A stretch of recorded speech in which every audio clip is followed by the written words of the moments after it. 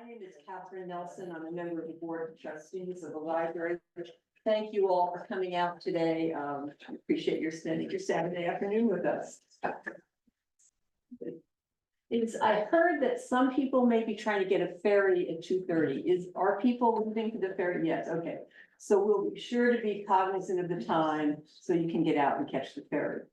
The speaker today is Susan Deborah King. I learned her, she's also known as Sam. And before I do her introduction, I want to thank Nancy Jones for helping arrange this program for us. I think many of us here are friends of Nancy's, and we know that this poetry reading is part of a special celebration for Nancy. I believe Nancy's been celebrating her birthday for at least the last 6 months. Perhaps even longer, but why?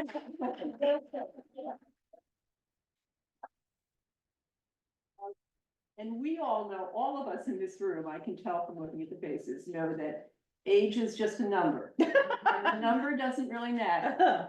But what matters is that each of us has been shown Nancy's true generosity, kindness, thoughtfulness, sense of fun, and exuberance.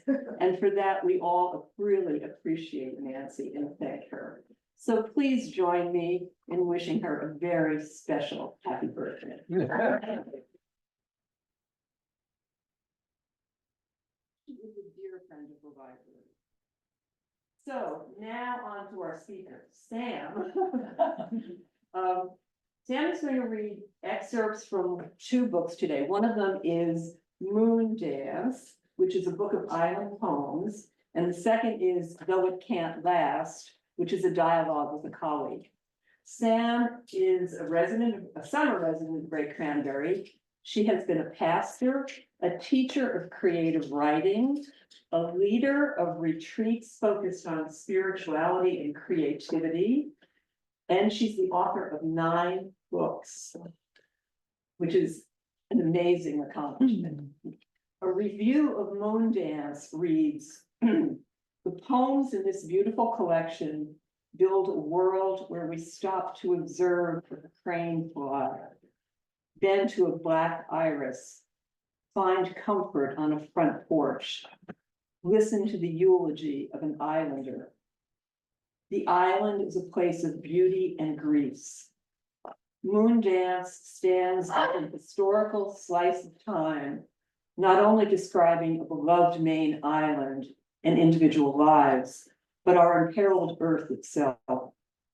When we ask how we are to find hope in such darkness, Susan writes of that wildflower, the swabbed candle. This book asks us to pay attention, live fully, and act. What a beautiful review. Please join me in welcoming Sam.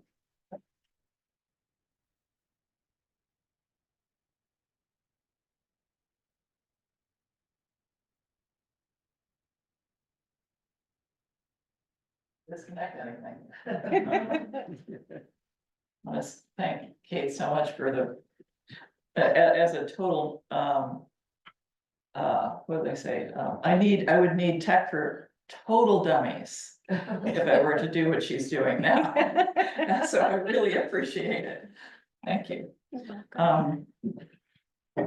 Thank you so much to the library for opening itself to this reading, really appreciate it, but I also want to thank Nancy, who to me is a totally original soul, who has transformed and is a transformer of others.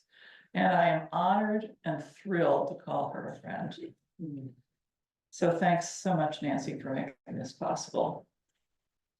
I'm going to start by reading from this book, which was one of the happiest experiences of my life. But a friend, family friend, I admired his photographs. He had a little, before there were blogs, he would, send them out to a few friends, and we had a sort of long, complicated friendship with his parents and with his family. And And he would always come to my readings when we lived in Minnesota. And he asked me out to lunch one day and he said, what would you think if we had a dialogue between photographs and poetry? I said, I think I would be okay with that. So we set about, it took us about 12 years, back and forth. We didn't set out to publish a book of it. That wasn't our goal. Our goal was to relate to each other through the images and the words. And most of these poems come from him sending me a photograph and me responding, but there are a few that went the other way. And we both, one thing we had in common is we both love to tramp the woods and our aim, and if you buy the book, we explained it in the beginning, our aim was to pay reference to the beauty. That was our only aim. So I'll start with the first poem, which that is the image it comes from. It's called Though It Can't Last, which is the title poem. And this was taken on a lake near where his family has a cabin in Wisconsin. Can you hear me okay? Okay, you can't. No, we can. Oh, you can't, good. Though it can't last. The moment just after dawn, when from nightmares of defection and dread, the world catches its breath, the pond yawns, blue with sky and smooth, reeds standing at high attention along the edges. Time stretches. Do we not long to rest here, as if in a sort of cocoon, unbesieged by lists and tasks, our only job to watch the light spread? Water given goose flesh by the wind, clouds protean suggestive, flocks signing the scene in their vanishing script.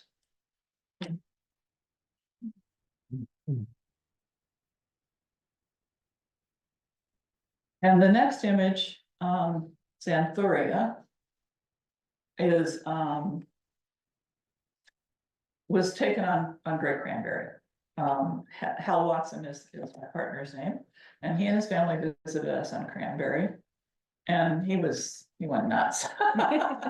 He was out every morning at the crack of dawn, and everywhere beyond that, it's this one. Oh. So it must be further on. There we go.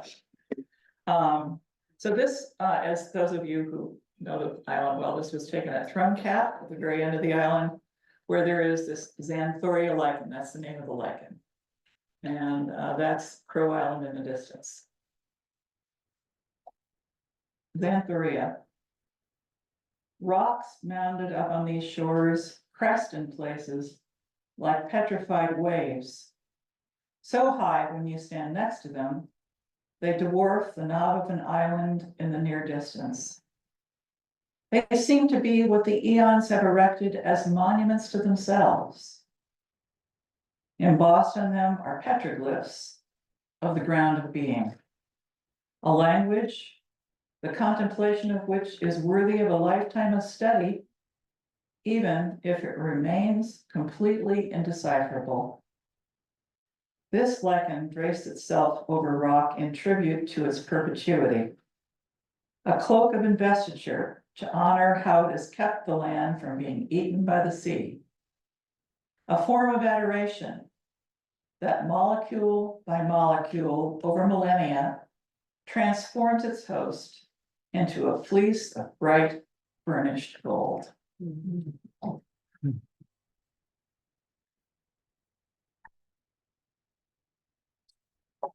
The next one, to become as mist. This was, I'll just relate a process. This poem took me a really long time to write. A couple of years. And that was, a lot of these did, more than, many other things I've written. To listen to what he might have had in mind, or maybe he didn't even know what he had in mind, but, and you know, he had to vet each one too, you know, and make sure that it really did sync with what he might have wanted.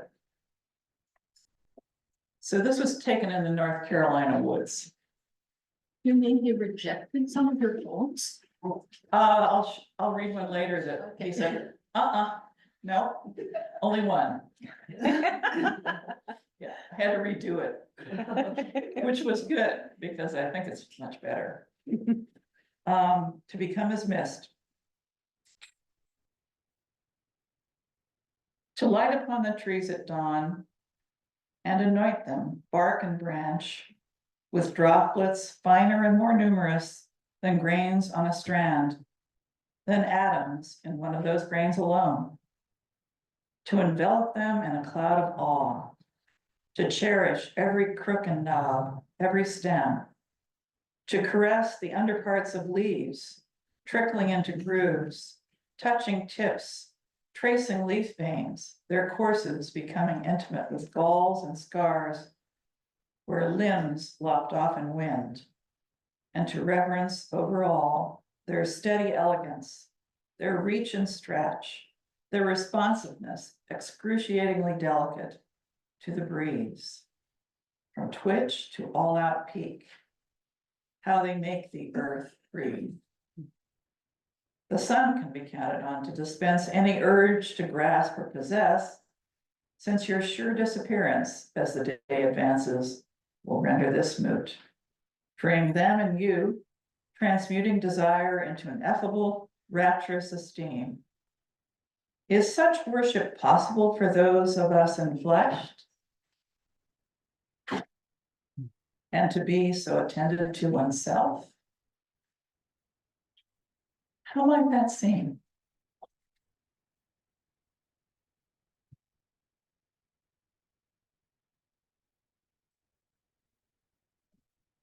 So here comes the, well, no, there's one before that. This one is Indian pipes. And this was taken on Great Cranberry as well, this photograph. And they're also called ghost pipes because they've been renamed as the name. But in this poem, the Indian pipe name means something, so that's why I kept it. I have it in parentheses, ghost pipes. Indian pipes haunt the forest floor, the darkest parts, in deepest shade, like the ghosts of braves long ago slaughtered. Their white stark against sphagnum's green and sapling spruce. You can imagine the mournful music they might make, like that of a cedar flute, to grieve the shrinking of these woods, the fewer birds, and those whose wisdom sought to preserve them. Their heads are hung, their translucent petals downturned, alabaster.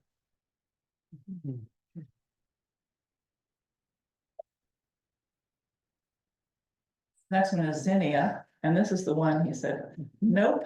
No, can't, no, you've got to do better than that.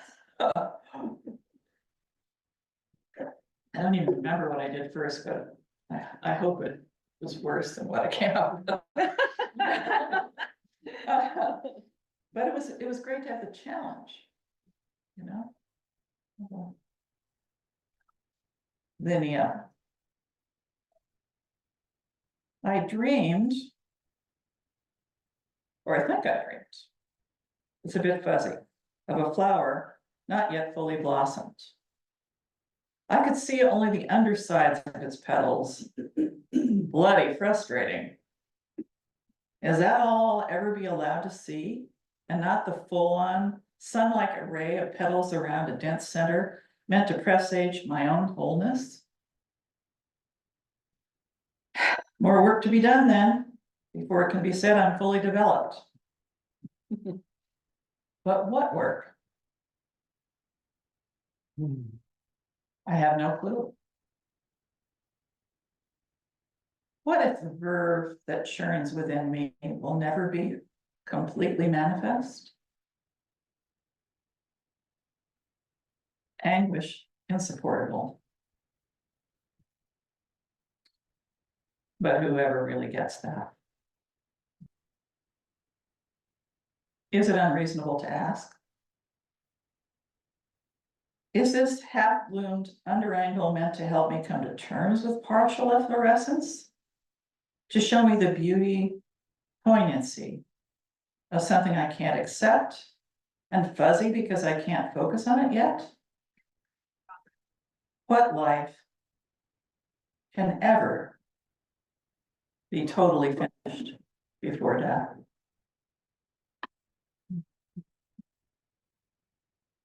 Still gonna try.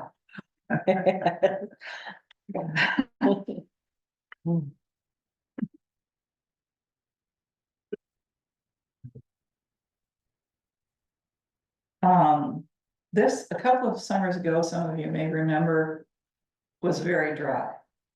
It was, if you're a gardener, you may remember this horrible summer where there was just no rain. And so this image spoke to me of that because of things that happened really strangely in my garden. And it's based on Isaiah 53:2, which talks about the coming of the Messiah as a root coming out of dry ground.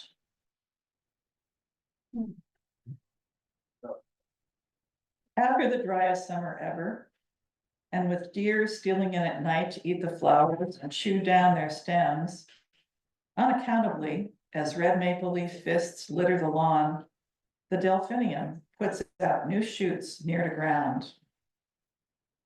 I had stopped watering. I had given in. It seems impossible, quixotic, to entertain seedlings emerging after the harvest is done. But what's this welling up as a sap through a spring trunk in an aged arthritic frame, when diminution is the course at this time of life ordained? The impulse to dance, the energy to make. But then where? How will come a root out of the dry ground of the spoilt world's deadly enmities and disease? The saving sprout for continuance and peace. The longing for it seems cataclysmic.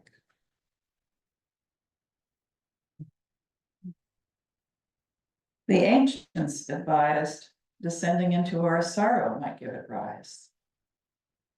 But we, who were always chided to be upbeat, are not so inclined. Might we be too afraid to allow our flesh to shake so hard with grief we howl ourselves into the change we don't trust enough yet to seek?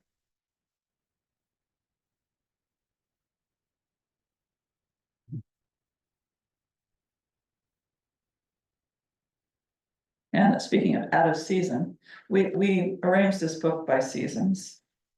And this is not our season that we're in right now. But this is sort of the poem that began our dialogue. When he read this, he said, that's what he said, we have to do something. So I wanted to read that one, November Trees. I would, as they do, lay myself up against the sky, spread wide and let the wind strip me. I would thrust unabashed into the heavens, to penetrate the clouds and undertake, just for the sake of it, the sheer sake of it, congress with the gods. I would moan and crack to them over all that's lost, all the world's wrongs, and the brutal fact that mostly no help comes.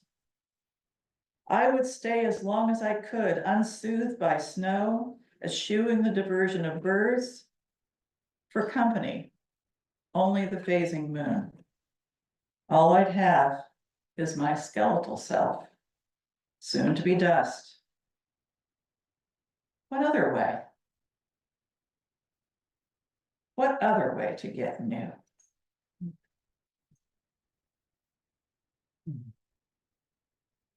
So that's from there. There's a lot more in there. And I thought I would read a couple of poems of new work that isn't in a book yet. Just to give you a sense of where I am right now.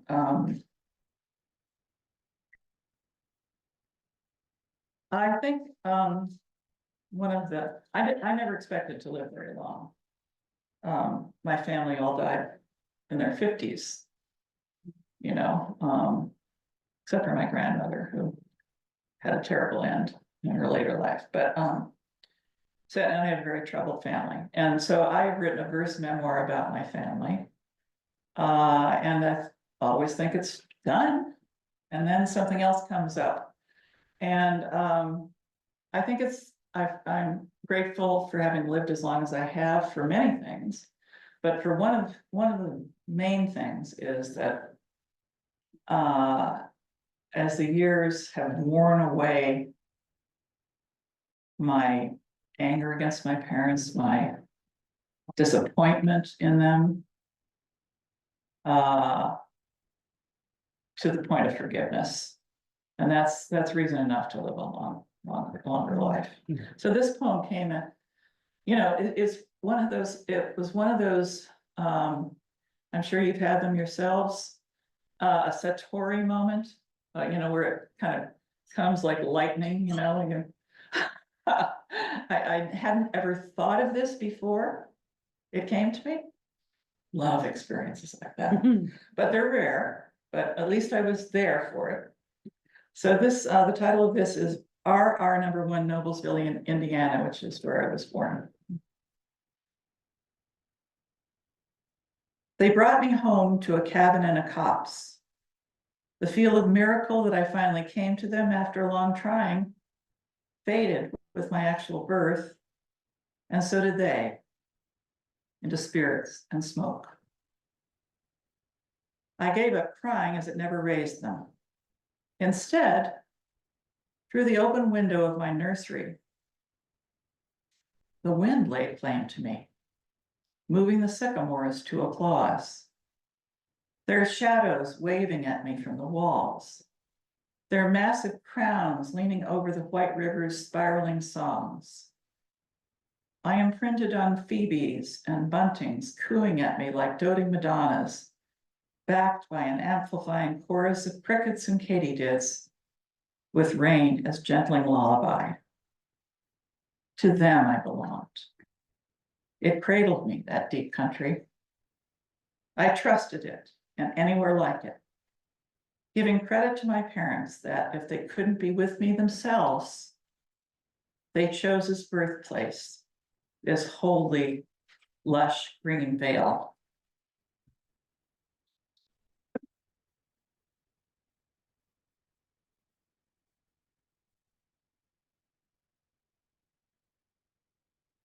One of the reasons that I have lived this long and that I made it out of the turmoil of my family is the absolute grace and blessing of having, well, did I choose? Somebody, the gift of my partner in life, Jim Germanian. So I'm really pleased that this poem will be published in something that I get every year, which is the Women Artist Calendar for the Syracuse Cultural Workers. I don't know whether you have ever seen it, but it's poems and art by women and quotes from women, and it's just a wonderful resource. And it makes me very happy for this to be here. Dinner for two. On a cold, dreary January eve after a movie, we trudged from our car through dirty slush, wary of ice beneath, to the ristorante we found online. Right from the get-go, spongy bread, we can tell this will be inferior fare. Mushy chicken drenched in oily limoni sauce, with only 2 fat capers detected in the gelatinous swim. Overcooked pasta. Looking around at the worn carpet and scraped woodwork, you say that this is the kind of place ripe for a makeover on reality TV. No matter. No longer requiring any certain atmosphere for romance, we know and say to each other how lucky we feel. how far into me you still go. How, lifting my eyes to your face, I'm home. After 46 years and thousands of shared repasts, we yet connect with eyes and hands across the table and can laugh at our misguided choice. Because I had a hankering for Italian, I take the blame, which in our early years, I was too proud to do when I should have.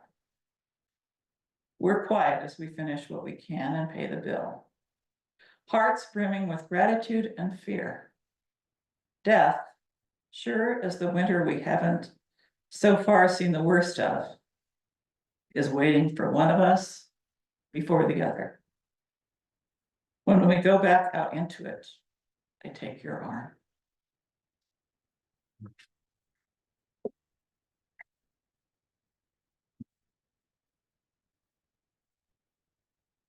Another incredible reason for living longer is the gift of grandchildren.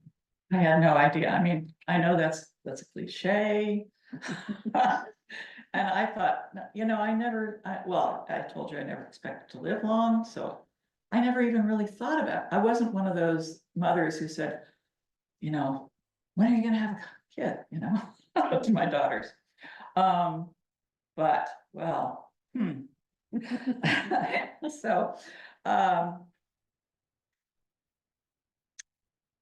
usually when I start to talk to my grandchildren, I can't even talk. I don't know what to say, just start crying. So we're about to take our grandson Liam to Ireland this coming week. He is an absolute delight of a human being of any age. And during the pandemic, his family lives in California, but they lived near us during the pandemic. And that was such a gift. I'm afraid I afflicted him with two things, bird watching and poetry. So he started writing poetry like a fiend, and he's been published in Highlights magazine. But he loves birds, and I don't know whether you've heard of the Liberty Puzzle Company. Yeah. Fantastic puzzles that are beautiful. We've framed all the ones we've done because they're so beautiful. They're all birds. But anyway, we had this puzzle that we did together. Eagle. Rushing through the door, my 9-year-old grandson of the fawn-colored curls, dimpled cheeks, chapped from the cold, bright brown eyes, rakish smile, hugs me hard and long, saying, Gran, let's get to it. With him, I have more fun than I ever did as a child. Working for hours, a wildly complicated puzzle, inventing together victory sounds for when we find pieces that fit together. Woofy, woof, wah, hi-ya. The smack talk, the banter, as over days the eagle takes shape, which he loves for its size and power, its grace. In other cultures, it might be called his totem.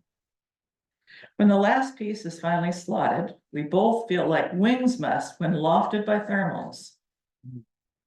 It's dangerous to love someone this much. If any harm should come to him, I would wail as loud as grandmothers have over small coffins in Aleppo, in Yemen, Ethiopia, Gaza, Sandy Hook. And I'd need something stronger even than an eagle to endure.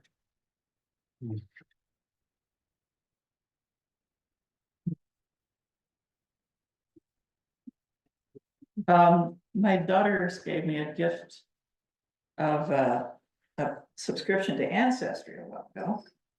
And mostly it was a good thing. I learned a lot since my family didn't live long enough to tell me very much. So, but there was one little tiny fact that was not really very nice to find out. Upon learning that my great-grandfather was a slave owner. When my eyes fell upon the 1795 census of his household, Andrew Cochrane, born Ireland, which recorded that 3 of its small number were slaves, I felt a jab to the crux of me. I'd assumed my ancestors were too poor to own slaves. Most of them were. And for that reason, did I think I'd be exempt? Feel less culpable? That's what I get for rummaging among the genealogies. The knowledge that my kin was complicit in history's wickedest, insupportable cruelties.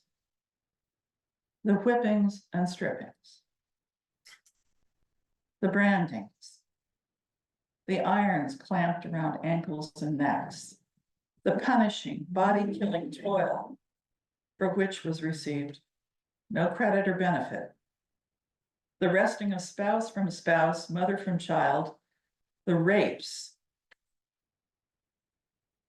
the absence of names, the no ways to escape, the coffles, the scurrilous insults, the auction block, the lynchings, the coffinless, unmarked graves. If I could, I would break with my race, tear out the veins that ferry the sullied blood, because how can I bear the now more intimate truth? No white hands will ever be clean of these atrocities or for devouring the wealth and privileges they were applied to protect. I quail at the unconscious ways my path was eased by these stolen advantages. How, though they must be attempted, could any reparation be more than a paltry, ineffectual poultice against such monstrous wrongs? So I have a whole part of my writing that is like that. But I worked in Black churches when I was in seminary, and I mean, I've always had an affinity for the Black community. So, I would like to continue by reading a few poems from Moondance. I've written 3 books about Great Cranberry Island, and I'm chagrined to say that I think another is underway. I cannot stop writing about the island. My mentor, Brendan Galvin, a wonderful poet and nature poet, who was my teacher and then friend for many years and just died recently. I said that to him. I said, here's some more of these poems about, he said, just, mine that vein. He said, don't worry about it. Just keep going. That's what speaks to you. Go ahead. So, and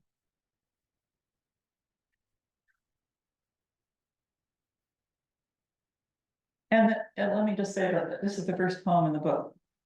And this is a feeling I get a lot, and maybe those of the rest of you who are artists of one kind or another feel this, how you can be completely unequal to a subject, but you have to nevertheless try to.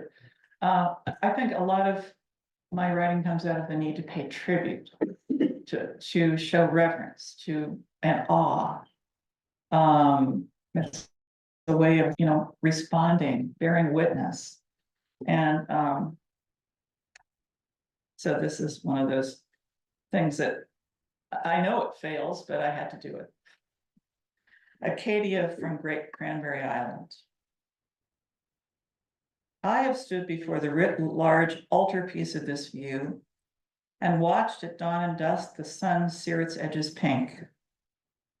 Watched in a swound, clouds moving over it, casting shadows upon it, as if to bless each summit and cleft. I have come under the spell of these waters. Their perpetual mesmeric motion rocks me. When wind shatters the surface into a zillion-piece mosaic, I'm overtaken by goose-flesh waves. Whenever a veil of fog pulls away, with wisps lingering between islands or at peaks, again, it's world's first day, and Scudic, its farther shore, beckons. This beauty has so schooled me in awe. I gasp at the merest blossom, a fly's wing, lichen patterns, sparrow feathers. Before anything naturally fashioned, I bow, I bend my knee. I have traced against the sky the outline of these mountains, the mark an arrhythmic heart might make upon time, the whole up and down course of a life, the scrawl of Earth's signature written deep inside me, a long, indecipherable name.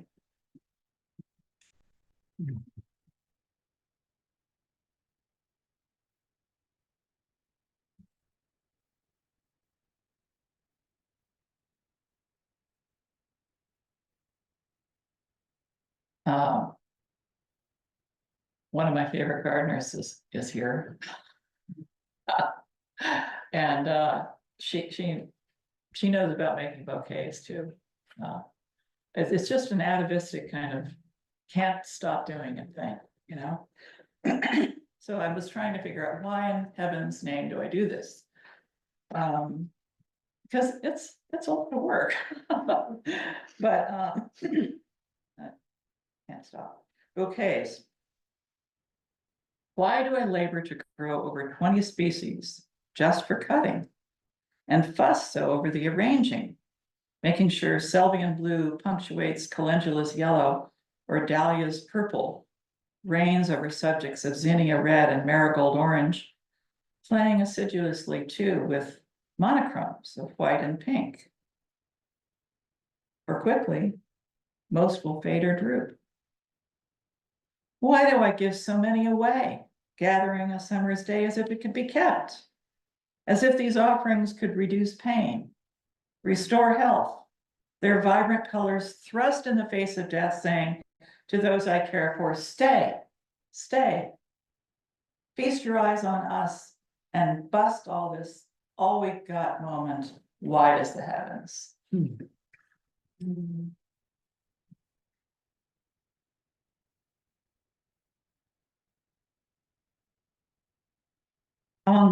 I was reminded because we have this wonderful new art makers in the middle on our island now. And one of the artists that's come is a spinner. And that reminded me that one time we had a bunch of spinners come and demonstrate their spinning for us. Wow. And I dedicated this to Gail Grandin, as somebody you may know, who's a spinner and has been for 40 years or something. Spinners. They came to our island to demonstrate their craft. They set up on a porch where we could sit and watch. How quickly our heart rates dropped. Our muscles relaxed. Unlike us, hurried they weren't. Their feet, bare on the treadles, made the wheels go. How deftly they fed the fleece, still lanolin tinged, to the flyer from the clouds of it on their laps. Cream, ashen, pitch, and a hank of roving dyed pale gray green. Through their fingers, fibers wound onto spindles into yarn. They gave us the sense that we could take our stuff, take it in our hands, crude as it is, our loves, our dreams, our hates, our mistakes, and twirl them into shred.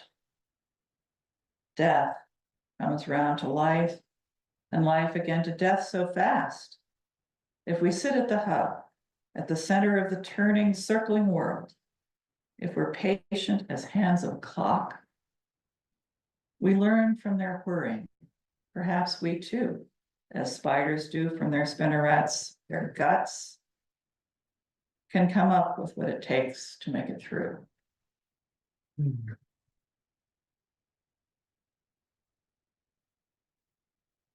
Why do I write something like that? I have regular doubts of whether I'm going to make it through, and always had. Let's see here.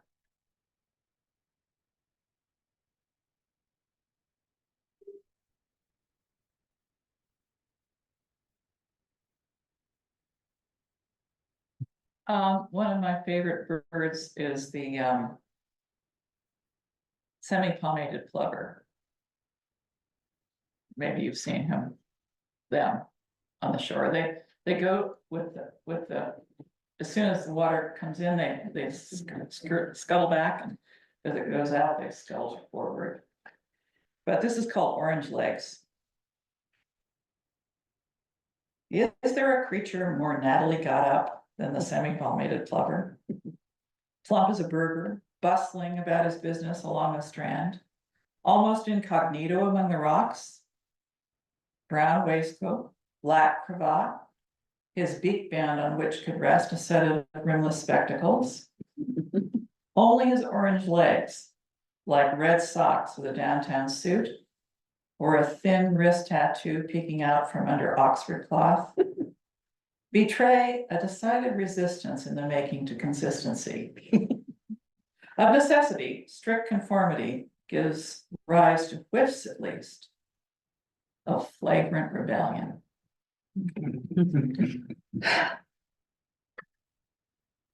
When we were in Minnesota, we knew Garrison Keillor, and he always wore red socks with his suits. He liked that. He liked to do, yeah, liked to do that.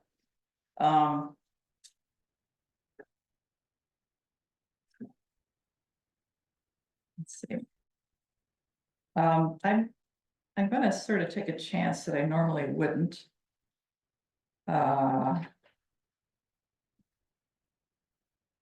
Which is that someone that several of us here know and love is Dorothy Silvers. And I wrote a poem. A lot of the poems in this book are tributes to people I love, both living and dead.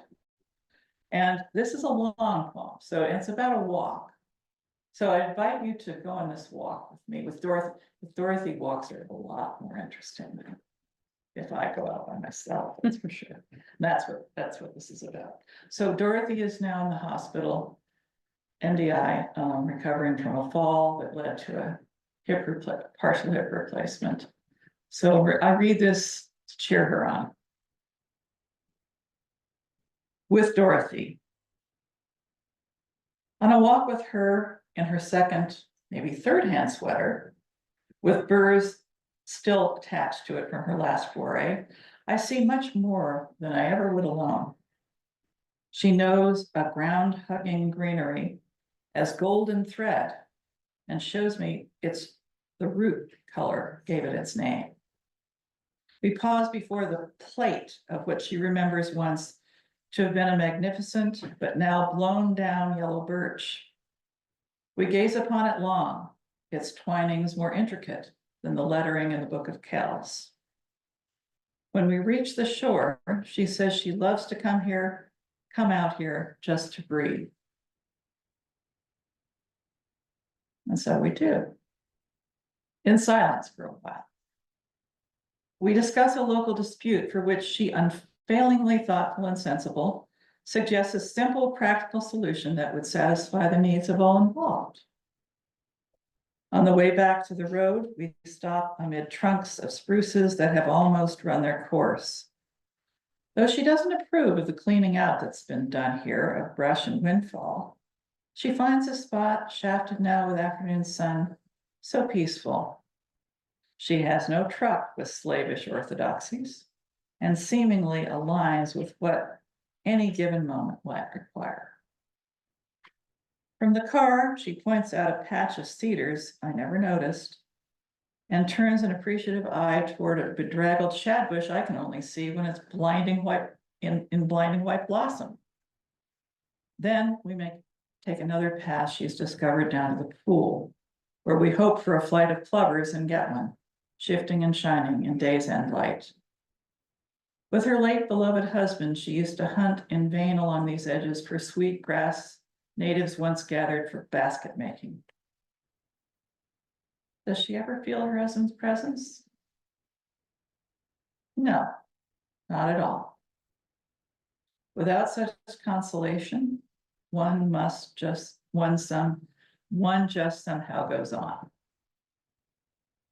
She suggests wetting a hank of grass I was once given to bring back its smell.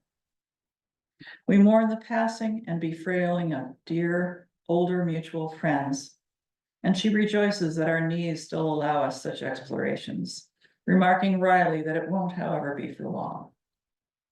In her company, it feels as if the field of perception is like it is in some dreams where you discover your house has more rooms than in waking life you were ever aware.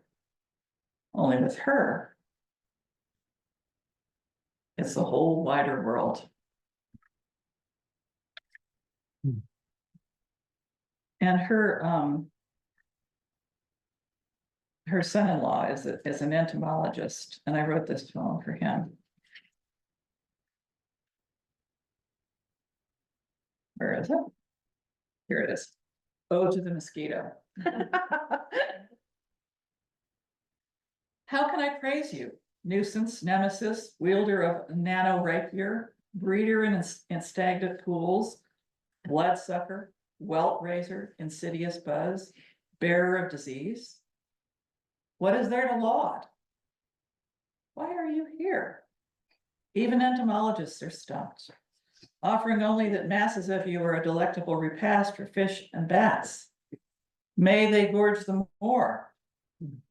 No, you're the great leveler. Prime ministers and public workers flee equally your scourge. You needle us into humility. We can't stomp you out and keep guessing what in heaven your purpose might be, because we didn't make the world.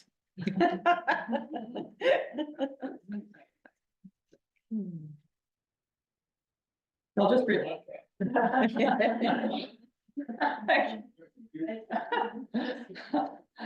That was fun to do.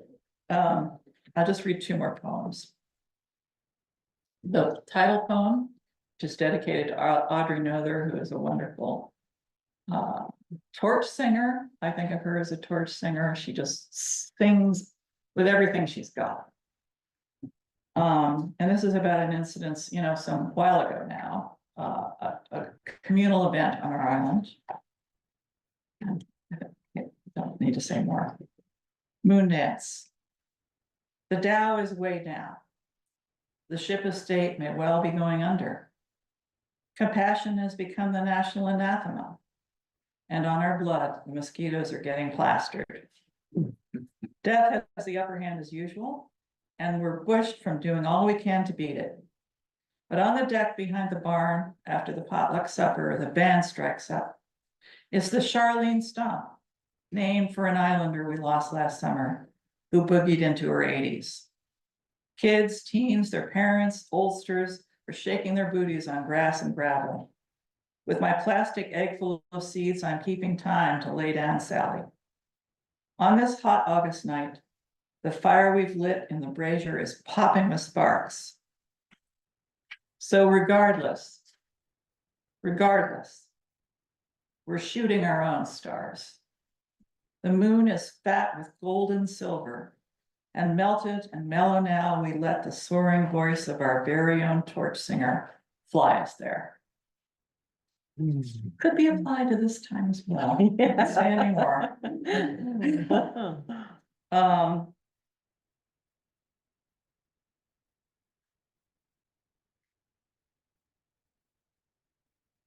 Actually, I like to just read two short poems to end for company.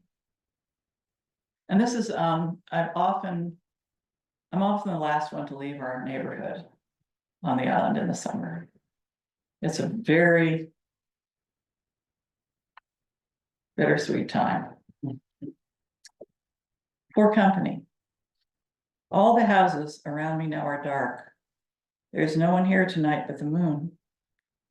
The moon, the shape of a seed pod about to split its seams and let loose its bounty. The moon and the insects singing summer's end to the grasses. The moon, the insects, and the surf sobbing against the shoulders of the earth, inconsolable. The moon, the insects, and the surf with its infinite longing. Oh, and the stars like gems spilled on the dark floor of heaven, with long fingers of cloud combing through them for the ones that take their fancy. And the buoy bell, tolling all moments holy. And the last poem in the book is called Hum. And I figured out a couple of years ago, I really must like bugs. Because I write about them a lot. I have a little bug now in my bathroom. It's about this big. It has a, shell, hard shell that. And I kind of like the guy, so I'm not gonna do anything with him. He can hang out in my bathroom. Hum. It's a mix, cicada, cricket, and other locusts. With what insistence they inveigh against the end of flowering. Their own existence. But there is something, too, so ecstatic about it, this protest. So sustained, so intense. Not the relentless sirens of my Kansas City girlhood, here in New England, more subtle. Millions of tiny jingling bells, a wavery vibrato, treble continuo, melting to an underpitch for the plain song of our light waning days that yet drills through unignorably to consciousness. To have lived, just to have lived. Thank you for listening. I think I went on to that.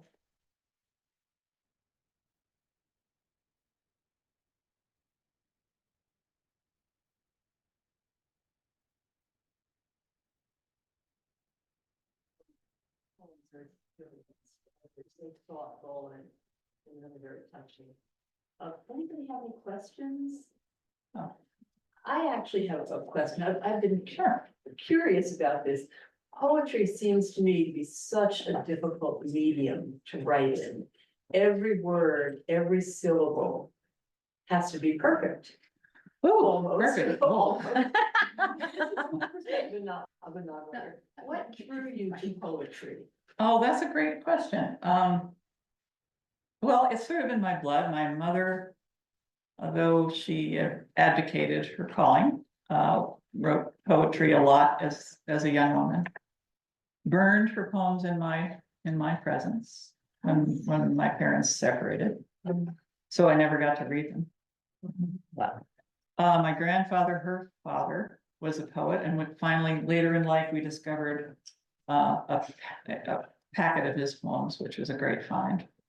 So I was conscious of that, but I like just words are like candy to me,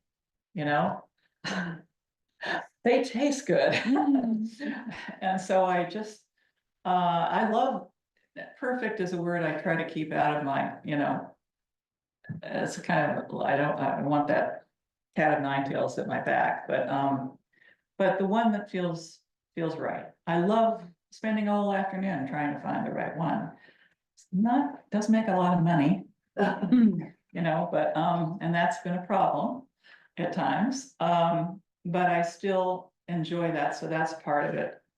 But I think what really drove me to it was in 10th grade, there was somebody in my geometry class who wrote a beautiful poem about a bird trapped in a window, how it was struggling. And that was the time when my parents were separated and my family was falling apart. And it was a way for me to, although I didn't write about it till long later, poetry gave me containers in which to pour my feelings, my spirit. The container of it appeals to me more than prose because it really does have to be compressed. So that's part of it. And people, I think maybe this week, maybe 5 people have asked me, are you still writing? And I said, I am breathing. I am writing. It's something I unless which can happen, it's happening to many of my friends, become demented or something. I've never been I'm afraid, I feel a little guilty saying this, but I've never had writer's block. But writing isn't torture for me. I love it. I would rather do it than anything like folding the laundry or. Really? Well, no, I mean, Uh, To do both. Yeah, well, I have learned how to do both, but I know what I prefer. So that's just my story. I love it, you know, and though, yes, I like to publish, but I would do it if I never published another word. I would just keep doing it, so. Yes, I've just heard it from just now today. And I think I can almost answer your question in a way. It's really funny because I noticed that I write, okay, I noticed you have that ability. Very few people that have it. Charlie Simmons had it. yes, he did. What? Yes, he did. Yes, he did. You know how to have it. Like especially with mosquito, you know how to, you became a mosquito, you understand mosquito, you know how to have it yourself. Thank Not you. many people know how to do Oh, I appreciate that. Thank you so it. much. Yeah, it's just, I know, like I said, it can't be, Yeah. I don't know your poems other than this, but so. I hope you don't mind saying so. Not at all, not at all. Thank you.